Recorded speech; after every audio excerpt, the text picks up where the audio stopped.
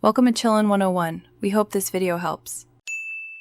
In this video, I will show how to draw a realistic Lamborghini Urus. We'll begin by lightly sketching the fundamental proportions. Focus on getting the overall length and height correct, perhaps a ratio of about 2:1 for length versus height. Use simple shapes like rectangles and trapezoids to define the main body, ensuring your initial lines are very faint so they can be easily erased later.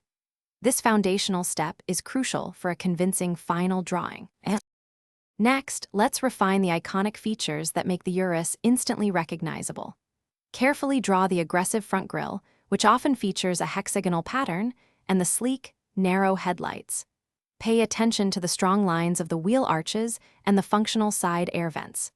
Don't forget the sloping roofline and the integrated rear spoiler, which contribute significantly to its sporty silhouette. These details bring the drawing to life. Now we'll focus on the wheels and tires, which are essential for a realistic look. Draw the large, intricate wheel designs, ensuring they appear three-dimensional. The tires should look substantial, with a good sense of their width and tread. After that, start applying initial shading.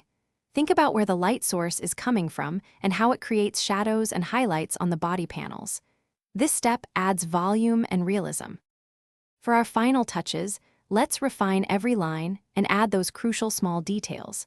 Carefully render reflections on the windows and bodywork to suggest a glossy surface. Consider adding subtle textures for elements like the carbon fiber accents or the matte finish on certain parts. Enhance the contrast with darker shadows and brighter highlights to make the Urus truly pop off the page. A realistic drawing often comes down to these fine details. Thanks for watching. Consider subscribing if we helped you.